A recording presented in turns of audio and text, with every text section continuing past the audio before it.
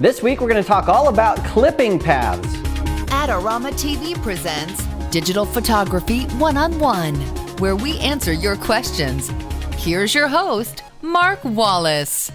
Hi everybody, welcome to this week's episode of Digital Photography One-on-One. I'm Mark Wallace. Well, this week we have a terrific question from Michael in Sarenville, Nebraska. And Michael said, what are clipping paths? Well, Michael, you're not alone. Actually, I've got a lot of email asking about clipping paths because people are getting emails from companies saying, hey, we can add clipping paths to your images, and some stock agencies are asking photographers for clipping paths, and so people are writing in saying, what are these things and how are they used? Well, we're going to talk all about clipping paths, specifically how to create them in Photoshop, but I'm also going to show you how they're used in an application called InDesign. It doesn't really matter that you know how to use InDesign, but I want to show you sort of what graphic designers see once you give those images to them and how they use those, so you have a full understanding of why it's so important to know how to create clipping paths if you're shooting stock photography. So without further ado, let's hop right into Photoshop and start working on our clipping paths. Now, we've got a ton of stuff to cover in this episode, so let's dive right in and learn all about clipping paths. Now, to do that, I'm going to be using a lot of these images that I created a few episodes ago of these flowers that we shot in the water. We've also got Stunt Pig here to help us out if we need them. Now, I've already started working on some of this stuff to save us a little bit of time, and so I have this flower that I've already opened in Photoshop. So let's zip over here to Photoshop, and let me show you what clipping paths do, and then we'll go backwards and I'll show you how to create them and the right ways to do that. And we're going to learn about the pen tool and learn about a bunch of stuff. So we have a lot to cover. Let's get really diving right in right now. So what I'm going to do is click on the paths over here in Photoshop, and I'm using Photoshop CS 5.1. Now on the paths, I've already created two paths, and one of them is a clipping path, and I'll show you again later how to do that. I just want to show you how these work. And so I'm going to click on this one that says Quick Select. Now I know that's my clipping path because the text, the font is a little bit different than this other one that says Rough Outline. But I can click on that, and then I can do a few things. Underneath here I can add a stroke of whatever color I want. So I need to make sure my brush tool is set up. So I'm going to do that really quickly. Got a nice red brush here, so I can go over there and say stroke, blam. And now I've got this red stroke that goes around this, which is pretty darn ugly. So I'm going to undo that really quickly. So that's done. Then the other thing I can do here is I can go in, I can make this a selection. So I've done that. Then I can go in my layer and I can add a mask, and look at that, bam. Now the background just drops right out based on this clipping path that was there. So you can see if you're a designer or somebody that needs to work on a website or something, and a photographer has provided you with an image that already has this clipping path, you can use it to do things like dropping out the background or adding a stroke or do something else in Photoshop. That's really going to save a lot of time, especially on an image that has a lot of detail in it like this one. But there are more things you can do, and specifically clipping paths are used by graphic designers in graphic design applications, specifically things like Quark or InDesign. So we're going to zip over to InDesign, and I'm going to show you how these are used in a document. Now again, it doesn't matter if you know how to use InDesign or not. The principles are what matter here. So what I have is I have this fake document that I've just put some placeholder text, and what I want to do is I want to add that flower in here and show you what clipping paths do. So I'm going to open up my mini bridge here, and I have my edited Photoshop file of the flower. Now remember, this flower has a background. So if we look at it, here's the picture in Lightroom. It's got this blue background, it's got this flower, and so we want to use this in a very specific way. We want some options in InDesign. So I'll zip over to InDesign. I've got my flower here, and I'm going to drop it into something called a frame, and that pops in, and I'll make sure it scales correctly. I like that. And then I will take this guy here and I'll move him down just a little bit in the frame. And now I've got this flower plopped into my document. Now, the first thing you'll notice right off the bat is the background is not there. And so that is pretty awesome. I can drop out that background if I want to. The other thing that I can do if I'm a designer and I've got a clipping path is I can go in here. Let me show you a problem with this. I'm going to zoom in. Notice how the text is just flowing behind this. And I'll hide that. So we don't want that because you can't read the text. It's behind the flower. What I want to do is I want to have this text flow around the flower, and I can do that with my clipping path. So I have this object already selected here, and what I can do is go here to text wrap, and I can say flow this around the object's shape. And now notice this text is flowing around my flower based on that clipping path. I can even do some adjustments here so I can widen that up a little bit. Flows a little bit nicer, and that's really nice. I can show you really quickly what that looks like in a preview mode. So you can see that my text is now flowing around the flower, which again, if I'm a designer and I have a catalog or something to do of hundreds of images, I don't want to have to clip out all of these flowing clipping paths here. I want those to be included in my file, and that's why graphic designers will pay more for images with clipping paths. Now the other thing that I can do here is I can get this and I can invert this. And so, I can go in here, I can grab my object here, and I can go to clipping paths and options, and I can invert this. So bam, look at that. Now I've inverted that, so we're seeing the background and hiding the flower. And so I can go in here and show you what that looks like in a preview mode. And so I've got to say OK there. I'll go into my preview mode, and now you can see that there are a lot of options for designers. They can either show something or hide something, show the background. They can also do some other things like show the entire image and not have anything cut out, no transparency, but still wrap the text around the main item. So there are all kinds of things that you can do as a graphic designer if you have those clipping paths. Now let's figure out how to create them. And that is really what this tutorial is about, is now that we know what a clipping path is, how do we make one? So we're going to go in here, and what I'm going to do is I'm going to delete this. I'm going to put this back to the normal state of this image. So I'm going to go back to where it was when it was opened, and then I'm going to take my paths I've already created, and I'm just going to delete those. Delete this, yes. I'm going to delete that one. Do you want to delete it? Yes. So now I have no paths at all. And so there's nothing there. We're going to do this from scratch. Now there are a couple ways to create a clipping path. The first thing you have to do is you have to make a selection, and then you have to tell Photoshop that selection is your clipping path. Now there is one way to do this that is not the correct way, but I'm going to start you there. And so you can see why not to do this. So what I'm using here is I'm using this quick selection tool. And this is one of the newer tools in Photoshop that really is amazing if you want to go in and make quick selections. So what I'm going to do is I'm going to start selecting the blue around this flower. And this magically selects all that blue. It's pretty cool. So now we have our flower selected.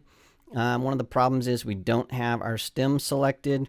And so I can go in here and I can change that really fast by just subtracting some of this here. So I'm going to very, very quickly, using my quick selection tool, select this stem, select a little bit more of that. That's pretty good. I'll quickly get this right here. So really quickly, I've made a pretty amazing selection, and then I'm going to invert that. So now I just have my flower selected. And then what I can do is I can go over to my paths, and I can click this little button right here, and that makes my current selection a path. Bammo. So now I have a path, and that is really important to make your selection into a path. And then what I need to do is save that path. So I'm going to go over here, and there's this little drop down. I'm going to say Save Path, and I'm going to save this as Quick Selection. If my hands are on the right keys, Quick Selection. Now that's saved, and the next thing I need to do is make that a clipping path. So again, I'm going to go over here to my Paths tool, the drop down, Clipping Path, and it's going to say what path do you want to use. I'm going to use Quick Selection. Now this has several things here, so if I had several paths, I could choose one of them. So I'm going to choose Quick Selection. We're not going to talk about flatness today, so ignore that. I'll hit OK. And now you can see that Quick Selection has a different font. It's this little outlining font.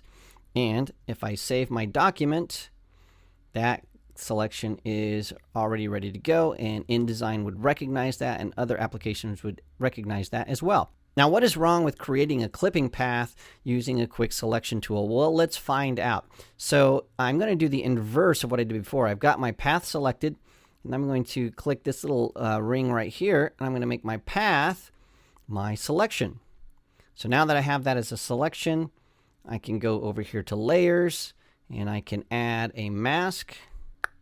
That mask is done. Let's take a close look at the edges of this flower. And we can start seeing some significant issues, specifically right here. I'm going to zoom way in. See how we have this green fringe around this? We've got some issues here. We've got some fringing right here. So we don't really have a nice, clean selection. What we have is a selection that's got this edge that's not very good. You can see right here we've got some more green. And so we really want to clean that up. Now to do that, we need to not use the quick selection tool. And also you see there's some jaggies there. What we need to use is the pen tool. Now the pen tool, as a beginner, is painful. It takes a lot of practice to learn how to use the pen tool. But if you're going to be adding these clipping paths to your files, you have to do it in the right way or people will stop hiring you. You have to use the pen tool to make sure things look right. It's not something that happens very fast. This exact same selection that we just did, to do it the correct way, might take us an hour or more to do it the way it should be done. Obviously, we're not going to spend that much time, but what we need to do is dig into the pen tool, learn how to use it, and then I'll quickly start to show you how to apply that to make a nice clipping path around Stunt Pig, and then we'll fast forward into the future and we'll wrap everything up. So let's look at how to use the pen tool. So I have a document here that is just a blank canvas. And so it's just a background layer that's white. I'm going to add a new layer here. And so I've got that. I'm going to go over here and I'm going to grab my pen tool. So the pen tool is toward the bottom of the tools palette here. Now, one of the things that is incredibly important if you're working with clipping paths and the pen tool is you need to learn some shortcut keys, or it will take you forever. Now I'm going to use some shortcut keys. I'm going to show you how to use these shortcut keys, and I'm also using a Wacom tablet. That's really going to speed things up. But let's start by learning how to use the pen tool. The shortcut for using the pen tool is P. So I'm going to push P, and I have this little pen tool. Now, the pen tool is very, very powerful, and I'm going to show you by clicking only 2 times how I can create a circle, and then I can modify that circle and make it a figure 8. Now, this is a really good exercise to learn how to use the pen tool, so try this out at home. So what I'm going to do here is just anywhere on my blank canvas, I'm just going to click and drag. Okay, I'm still dragging. I haven't let go of my my mouse button, or I'm still pushing down on my pen here on my Wacom tablet. Notice I have a point in the middle, and I've got these 2 little handles on the side, and I can spin them around. I can make them longer and shorter. So it's very important to understand that there's a point and then there are handles. So I'm going to let go, and now I'm going to click again and drag. And now notice I have this curve here that's happening. Now I'm going to let go, and I've got sort of this half circle shape. And now I'm going to go up here to this first point that I had, and I'm not going to click yet, but if you look closely, you can see that my pen tool has a little circle next to it. The pen tool is going to tell you all kinds of things by the icon it has next to it. You really have to pay attention to what that little circle is, or sometimes it's a dash, or sometimes it's a plus, sometimes it's a minus. You have to know what those are, or you're going to get lost. If I go away from that point there, then you can see that there's nothing on the pen tool. I'll come back. Now this little circle means I'm going to close the path. So I clicked, now I'm dragging up and down like that. I'm going to let go. And now I have a circular sort of shape that looks sort of like Strong Sad's head. Now the thing I can do here is now I can modify this. Now to modify it, I need to use a different tool, and that tool is the Direct Selection tool. And so that tool, I can use that by hitting A. Now if you want to, you can just zip over here to the tools palette. It's right underneath the text tool. And if you click and hold, you can see there's the path selection tool and the direct selection tool. I want the direct selection tool, so I can click on my path, And now I can move my handle. I can click right here on my point. Now I can move both handles, which is pretty cool. Now watch what happens. I want to make this a figure 8. I just take this. Oh, it doesn't work right. Yes, it does. Look at that. I now have a figure 8. I can move this guy here, move it back. Now notice my handles are moving together. So as I'm moving, they're both moving both sides. What if I don't want to do that? Well, what I need to do is I need to convert this anchor point, and so I can make this these handles move independent of each other. Now to do that, I can do something. I can either hit the Option or Alt key and the Command or Control key. So if you're on a Mac, it's Option. If you're on a PC, it's Alt. If you're on a Mac, it's Command. If you're on a PC, it's Control. So just know that from here on out, if I say Option and you're on a PC, it's Alt. If I say Command and you're on a PC, it's Control. So those two things, try to keep those straight. So what I'll do here is I'm going to hover over the edge of this, and I am going to hit my Option key. And notice when I do that, nothing happens. It just has a little point here. So I'm going to hit Option and Command, and now notice that turns into this little greater than sign. Now if I move off this handle, it doesn't stay there. So you have to be on the handle. That can be very confusing. So on the handle. Now when I move this, notice these handles are broken. They no longer move together. I can let go. Now I just have my direct select key, and I can move this. And now I can just use my direct selection key. So as soon as you break them apart, you can just use the direct select tool to move these handles independently. Now please practice this, because it can be very confusing keeping track of which mode you're in and how these handles are working. Once you get a hang of it, it's pretty simple, but at first it can be extremely frustrating. So have some patience and try this out. Now what happens if I want to use this and I want to convert this little point back to these handles moving together? Well, I can do that. Again, I need to go in. I'm going to hit Option, Command, and I'm going to click on my anchor point here and drag, and now I converted that back. So these are moving together, and now they're moving together. Now if I want to make these break apart again, I'm hitting my Option, Command, clicking on one handle. Now they're broken apart. Now they're going to stay broken apart unless I go in and click and drag and make them move together. And that is how this works. Now that will take a little bit of practice. Please try it at home, and you can see how you can make all kinds of groovy shapes by using these paths in Photoshop. And now that we know a little bit about how the path tool works, or the pen tool works, we can start applying that to creating paths. Now there's some other things that you need to understand as far as the shortcut key. One of them is how to pan around using the hand tool, because you're going to need to do that a lot. And so instead of going over here and hitting the hand tool all the time, just hit the space bar. Space bar will give you the hand key. Then we're going to go back to A, which is the direct select tool. I can move my my path around here. I can start moving this around. Nope, I want to break that. So I'm hitting Alt Command. I'm going to break that. That looks great. I'm going to move this around. Oh, I need to zoom in to see this more closely. How do I do that? Well, I can hit the, go here to hit the zoom tool, which is the magnifying glass, and I can zoom in on something. Or what I can do is I can just hit the Z key, which is shortcut key.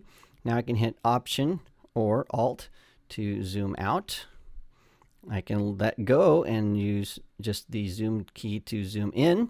If I want to see everything at full resolution, I can double click on my my magnifying glass here, my zoom key. I can hit space to move this around. I can go back. I want to get to my direct select tool. I hit A. There it is. What if I want to go back to my pen tool? P. Now I'm back to my pen tool, and I can start doing things. For example, I need to add another anchor point here. So I can do that by hitting my P, which is pen tool. Now if I hover over my path, I can click, and now look at that. Now I have another anchor point. Now I can do all kinds of things to that, just like I did before, by hitting A for my direct select tool. Now I can move these handles around. I can hit Command and my Command Option, so I can hover over there, break those apart. Now I've got something that looks sort of like an apple here. I can do some things. I can hit the free transform tool to start moving these things around, making them look different and rotating. There's all kinds of stuff that you can do with this. It is a really powerful tool. And so I hope that you start learning how to use the pen tool. Practice, practice, practice, and you will see that this is a pretty impressive thing. In fact, I'm going to just take this and I'll leave it there. But anyway, you can see how you can really make some interesting shapes. Now, how does this apply to creating a nice clipping path? Well, we can take the things that we've learned, and again, you need to practice this stuff. Practice, practice, practice. Because if you don't, you're going to hate the pen tool. If you do, you're going to learn to love the pen tool and use it for all kinds of things, not just in Photoshop, but in Illustrator and other documents as well. So we're going to go back here now, and what I'm going to do is we're going to start using the pen tool to create a clipping path on StuntPig, and then we'll show you how to clean up this flower. So I'm going to go in here. I'm in Lightroom. I'm going to right-click on StuntPig here. I'm going to say Edit in Photoshop. I'm going to edit the original. There we go. So here we have StuntPig. I actually don't want to edit the original. Sorry about that. I want to edit a copy.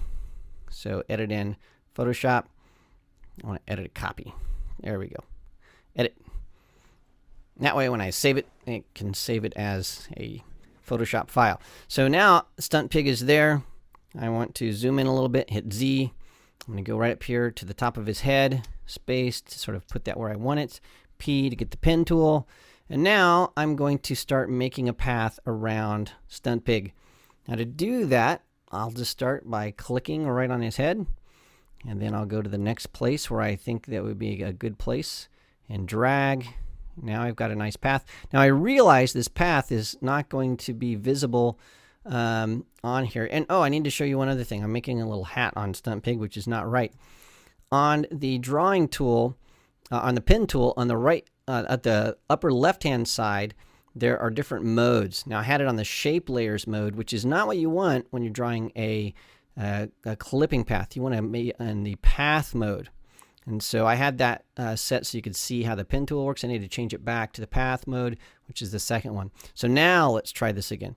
So I'm going to click and drag a little bit, and then I'm going to click and drag. I've got this path here.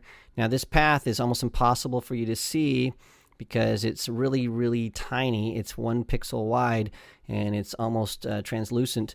And so I realize you can't see this, so you'll have to do this at home to really understand how to make these paths work. Now what I've done here, notice this handle is pointing down, but I want this line to go up to the right here.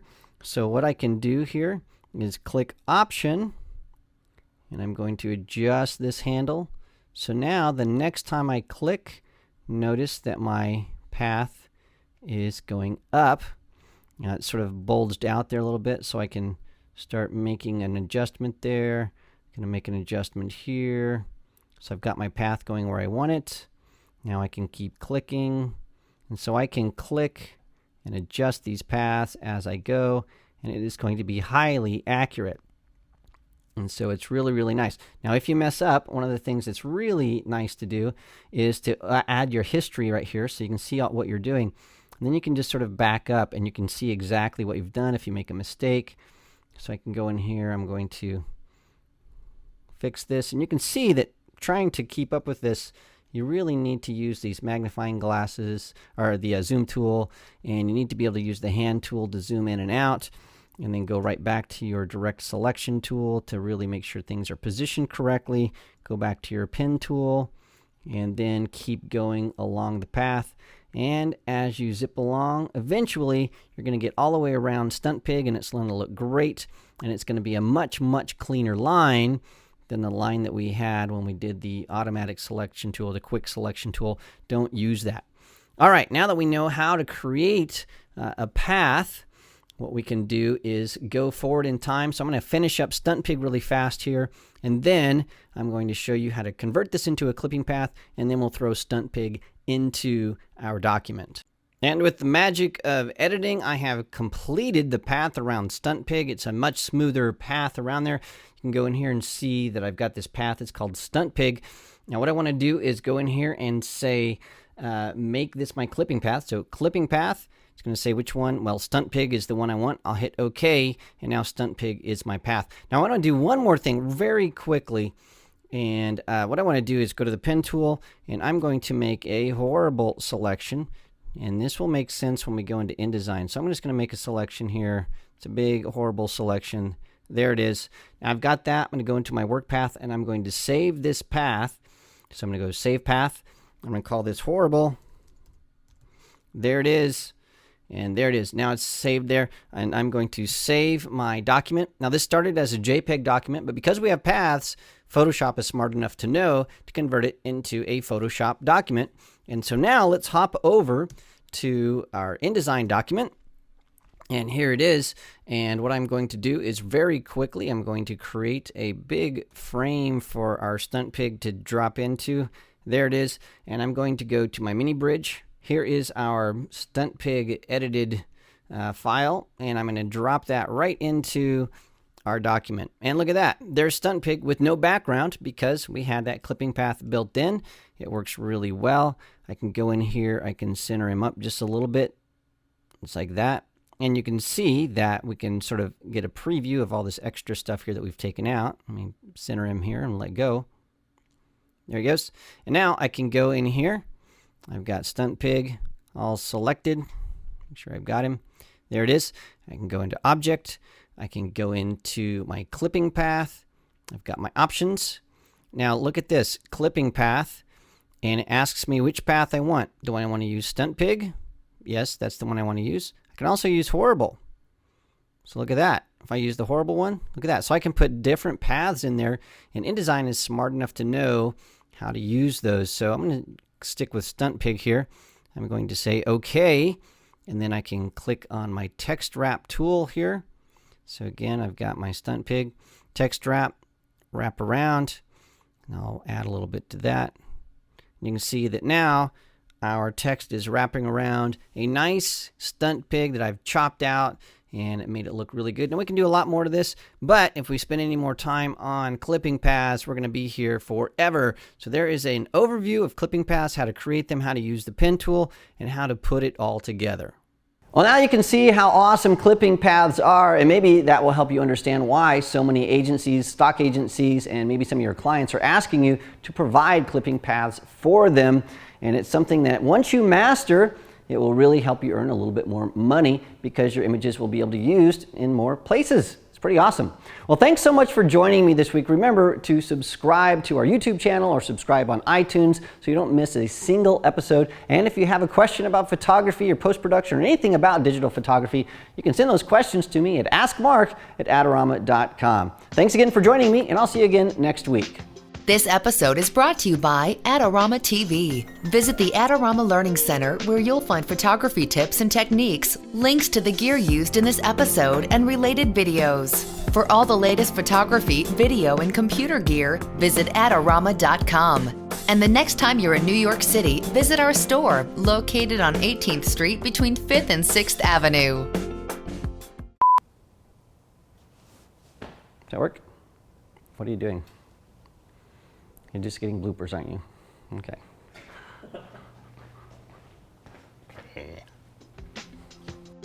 Digital Photography One-on-One is written and produced by Snap Factory.